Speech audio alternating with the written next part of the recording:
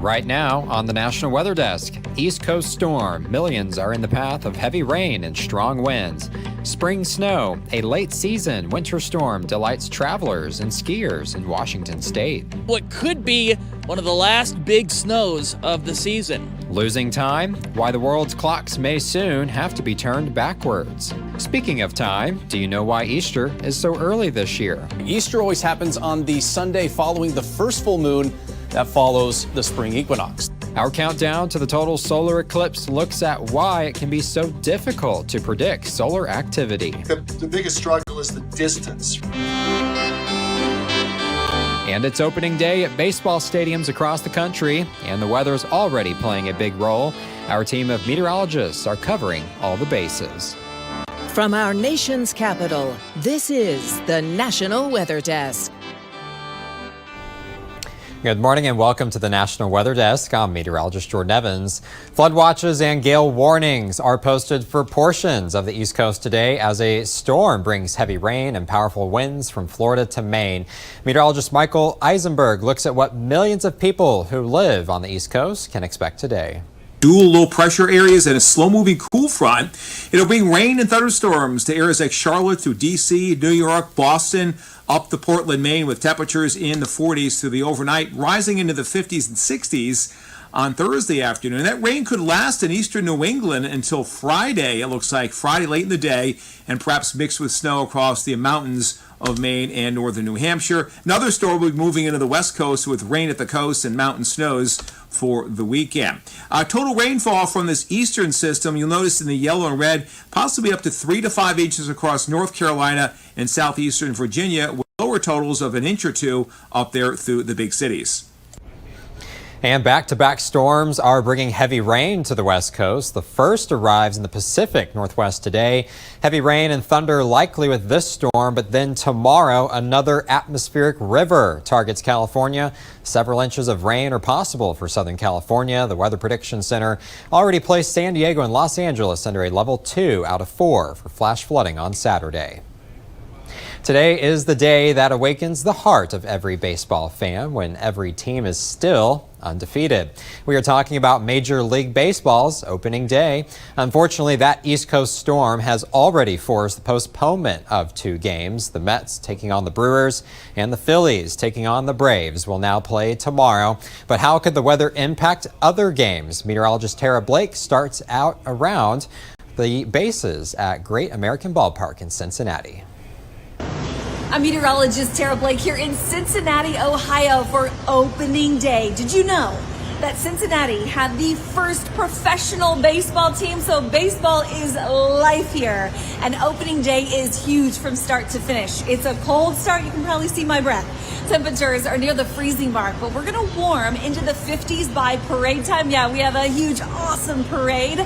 And then by game time, 4:10, we're going to have that first pitch at about 58 degrees with sunshine. We'll fall through the 50s as we look towards a win against the Nationals. I'm meteorologist Justin Chambers in Baltimore. Oriole Park at Camden Yards ready for opening day as the O's will take on the LA Angels just after 3 o'clock this afternoon. Now, the tarp is on the field this morning because we've had a few light rain showers, and we do expect to see a few more of those off and on showers with temperatures in the 50s. As always, sold out here at Camden Yards, and that's exactly how it's going to be, a raucous crowd ready for the O's and the Angels. For the National Weather Desk, I'm meteorologist Justin Chambers. Meteorologist Katie Morgan has a look at the weather at some other opening day matchups. Well, the long winter is finally over. Get excited. It's baseball season. Want to take a look at some of the big matchups that are going on this afternoon. We'll see sunshine in Chicago, but chilly. Pretty typical for early baseball season in Chicago. They're taking on the Detroit Tigers. Lots of sunshine for the afternoon, at least. We'll see sunshine in Texas as well. For the Yankees matchup against the Astros, beautiful and comfortable in the mid-70s. A night game for the Cubs and the Rangers. We'll see temperatures around 70 at first pitch. Out on the West Coast, the Cardinals taking on the Dodgers in LA. Beautiful, of course, a picture-perfect California day. Mainly sunny skies and a high near 70 degrees. Only hiccup I see will be in the Pacific Northwest, where the Red Sox are taking on the Mariners. And I do think that T-Mobile Park may need to close the roof with the rain chance around, temperatures chilly in those upper 40s. Hope you're having a great opening day so far. Get excited. It's baseball season.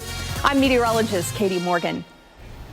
Thank you, Katie. Wednesday brought some late season snow to Washington's Cascade Mountains. Paul Rivera was at the Snoqualmie Pass and spoke with travelers and officials to find out why the snow is actually a good thing.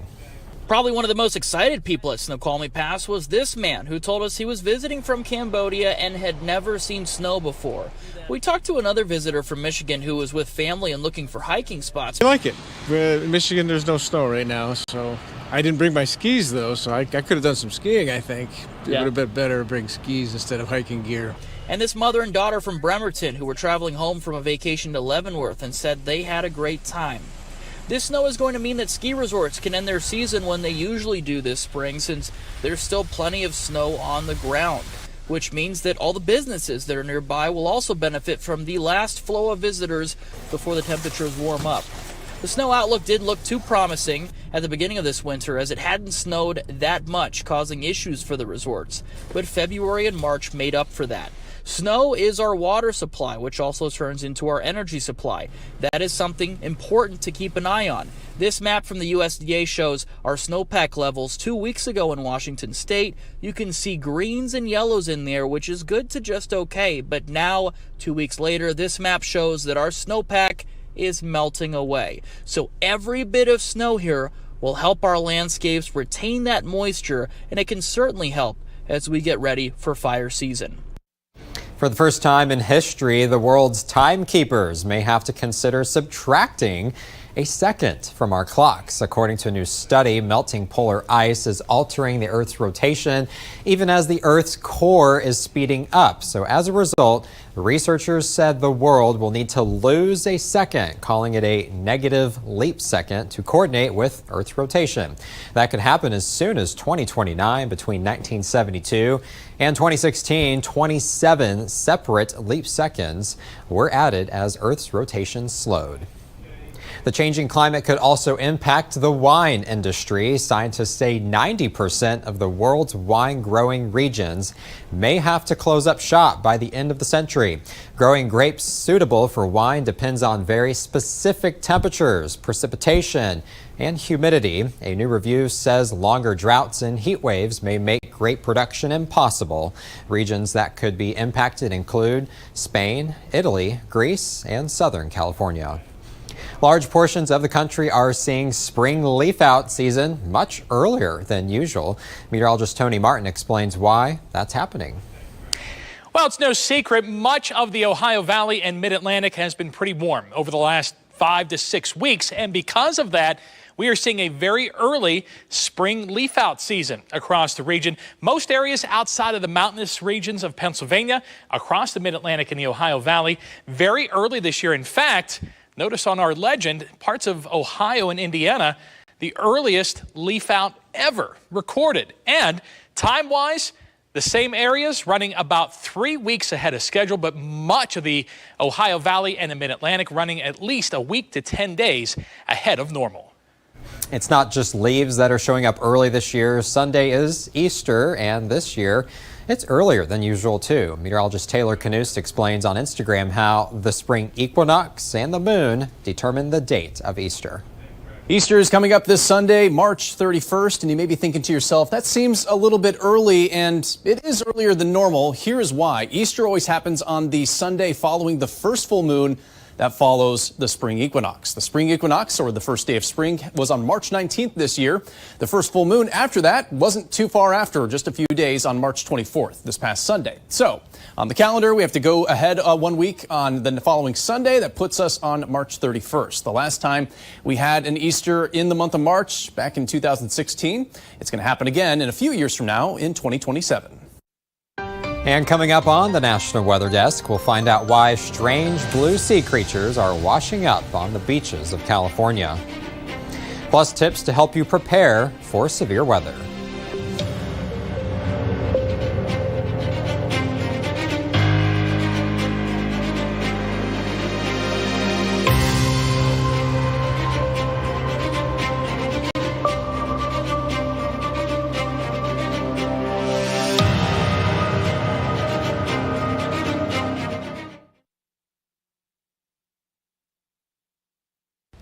I'm meteorologist Charlie Lopresti with a look at the Northeast. We have some rainfall on the way in the Northeast, mostly in New York, New Jersey, and also through New England. Western parts of New York, northern Vermont, you're not going to see a lot of rain out of this one at all. Notice the heavy stuff confined in New England, New York here. Western parts of New York, though, you'll see some sun. As we go into Friday, expect some sun to return from west to east. The wind starts to pick up as well. We'll enjoy a lot of sunshine on Saturday, but it will stay breezy. I'm Chief Meteorologist Gerard Jabali. Here's a look at the mid-Atlantic region. Still having more rainfall across the area as we move through today. In through the afternoon and evening, we'll finally start to see some changes here, but not until likely 7, 8 o'clock before the system finally exits. Another shot at a brief shower to come our way as we head into Saturday. We're not talking about a washout. Temperatures will recover a bit. We'll be in the 50s as we move through the afternoon on Thursday, but once we get to Friday, upper 50s to low 60s are likely. I'm meteorologist Vitas Reed. Here's a look at your southeast forecast. Highs for the day: 64 degrees in Nashville, 67 in Birmingham, 55 Raleigh, 66 in Charleston. Looking at upper 70s in Tampa, 82 degrees West Palm. We're looking at a cold front moving through the southeastern portion of the country, but behind the front it was much cooler air, drier as high pressure builds in over the Mississippi Delta. Heavy rain across Norfolk, stretching up to the Chesapeake Bay, up around Philadelphia and New York, down through Florida, clearing out for the weekend with plenty of sunshine.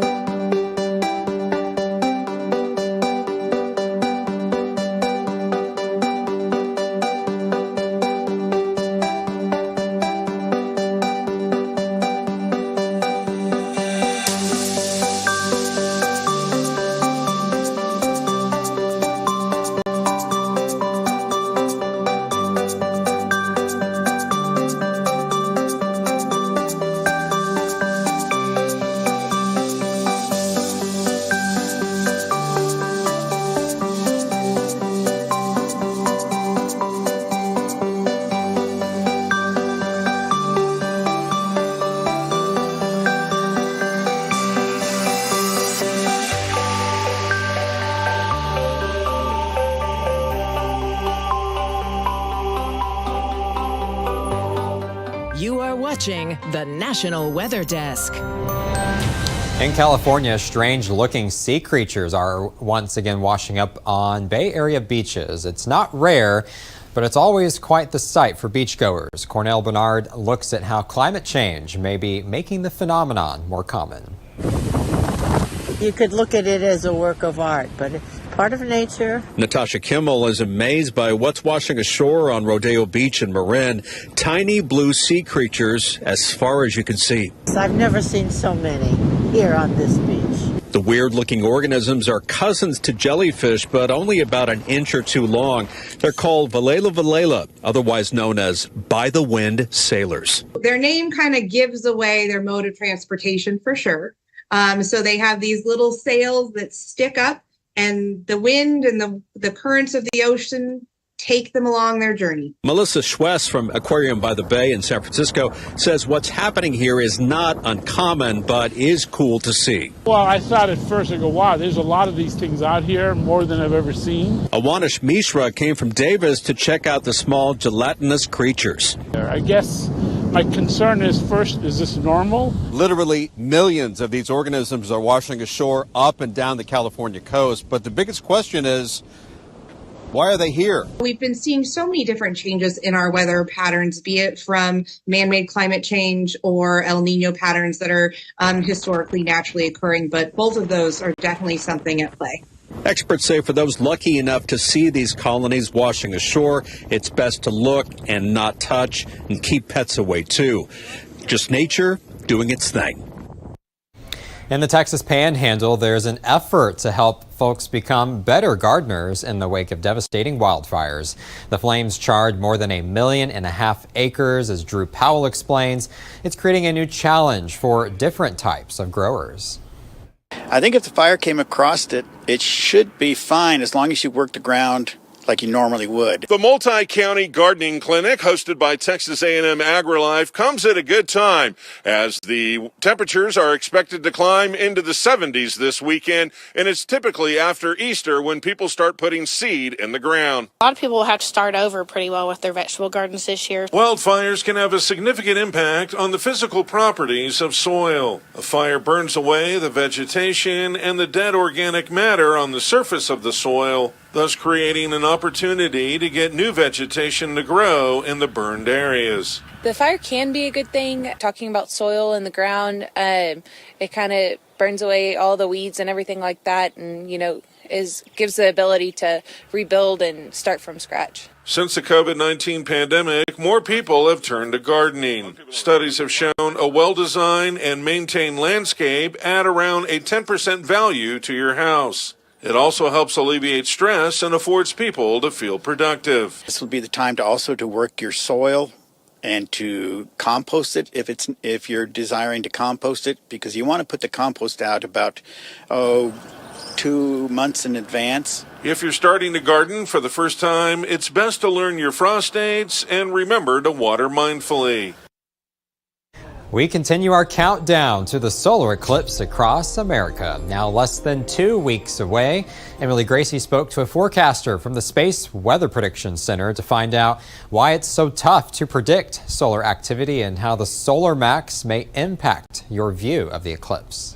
I think the biggest struggle is the distance, right? 93 million miles. That's a long distance to try to predict whether or not a storm leaving the sun is going to impact our planet.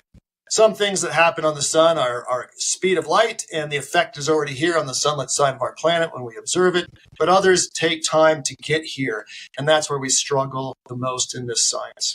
Is there going to be a difference with this eclipse? Are we, as just people on Earth looking up at the eclipse, going to notice anything different from versus the 2017 eclipse to this eclipse because of this higher activity? Yeah, Emily, it's quite possible. We could get really lucky during this long eclipse, which if you're in right in the middle of the path of totality at its best here in America, I think it's close to 4.5 minutes long. And the corona, that's the first thing people can take witness of, is that outermost layer of the sun where the solar wind is now streaming into space. And you can see this lovely corona. It may have some structure and shape instead of just a nice circle this time because of solar max. There's going to be changes there. If there's a coronal mass ejection leaving the side of the sun, it's possible people may see an actual kind of a bulb formation along the perimeter of the moon there in the inner solar corona. Also, one area of the sun that's kind of between the area that the light escapes, called the photosphere, and the corona is one called the chromosphere. And you can see that as a little red color right around the perimeter of the moon, or just as it's gotten covered up. And you may see a large filament, this fiery orange-red colored thing, if there's one happens to be attached to the side of the sun, if you will, in a magnetic field. That'd be pretty cool to see too. We all have these glasses and we're using them for the eclipse. Can we use them outside of the eclipse to view the sun? Is that safe? And if so, is there anything we can actually see with them? Yes, you can use those. You could go out right now if the sun is shining, if you have those glasses, and see if you could see any of the larger sunspot groups that are already sitting on the sun for us in our view. And stay with the National Weather Desk as we continue the countdown to the days until the April 8th eclipse. We'll have 3 hours of live coverage as we track the eclipse from Texas to Maine. We also have an entire playlist dedicated to our eclipse on our YouTube channel. And this week's episode of our podcast, Off the Radar, is all about the big event. You can find out the Off the Radar anywhere you listen to your podcasts. Many parts of the country saw severe weather this week. When severe weather is in the forecast, there are things you can do days ahead of the storm to make sure you're prepared. Meteorologist Matt Gunn explains. Best sources to get weather information is local TV, the National Weather Service, weather radio, and weather apps. Before those sirens go off, there are a few things that you can do to be ready for those situations. You can make sure you have enough emergency supplies, go over your communication plan, know where the safe places are in your building. The day before a severe weather event is when you may want to adjust any plans you have. Make sure your phone is set up for wireless emergency alerts, and make sure your safe place is clean and easy to get to. For the day of the event, make sure everyone knows the communication plan and knows how to get to their safe place in a matter of seconds. I'm meteorologist Matt Gunn reporting. Now let's check to see the weather in cities across the country today. We begin with a look at downtown Rockford, Illinois, where it's cloudy this morning. Those clouds will give way this afternoon to mostly sunny skies with a high just around 50 degrees. St. Augustine, Florida is known as the nation's oldest city, founded in 1565. The storm along the East Coast is bringing rain here today along with isolated storms. The high will be around 70 degrees. No rain in Indianapolis today. Folks here can expect mostly sunny skies with highs in the mid to upper 50s.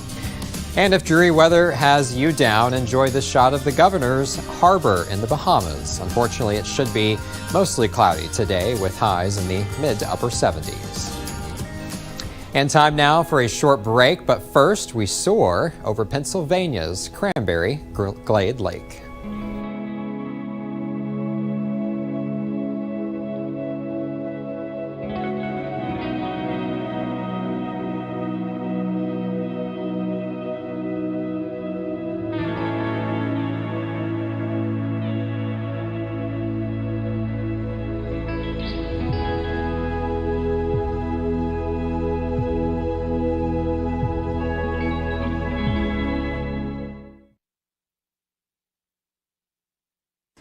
Well, a very good Thursday morning, everyone. I'm meteorologist Andrew Buckmichael. Pretty quiet for most of the Midwest today. Temperatures on the cool side, but at least a little bit warmer than what they were yesterday. Moving ahead into your Friday, got a little bit of snow to the north, a couple of light rain showers across the Ohio Valley and lower Great Lakes.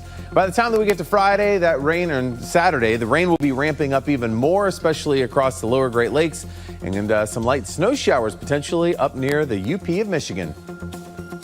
Good morning, I'm meteorologist Alex Garcia. Here's a look at your regional weather. Temperatures sitting into the 40s from El Paso, but look at this, Oklahoma City at 35 degrees. A little chilly out across most of the areas this morning, with the exception South Texas. Low pressure fades out, high pressure starts to build in. We'll see a little bit of a dry line set out toward the west. Overall, should be a much more sunnier day.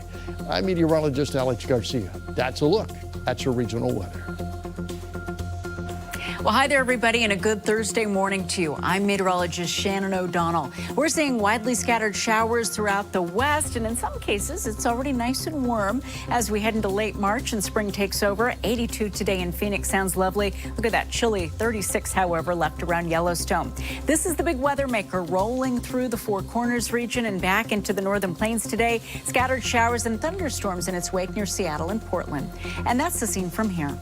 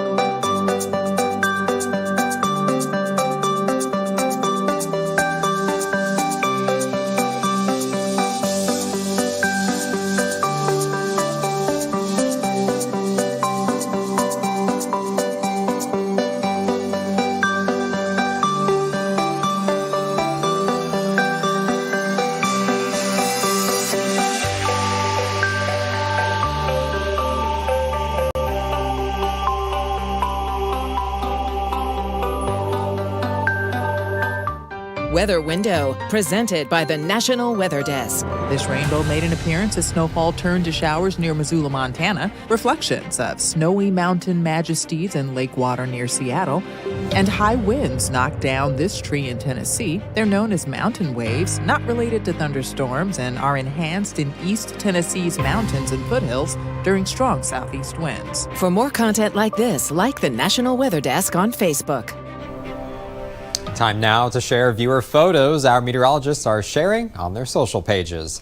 Kelly Foster posted this fantastic shot of a crane taking in the sunset at Gulf Shores, Alabama. Sunset in the Tennessee Valley was pretty spectacular last night. Several viewers sent meteorologist David Glenn some photos, and he posted them on his Facebook. Then 3 cardinals enjoy the spring weather in a redbud tree in Sumter, South Carolina. As meteorologist Ed Petrowski noted in his Instagram post, the brilliant red color means these are male cardinals. We'd love to share your weather content on the air. You can find us on all of your favorite social media platforms, including Facebook, YouTube, Instagram, and TikTok. Just search the National Weather Desk. We'll be right back.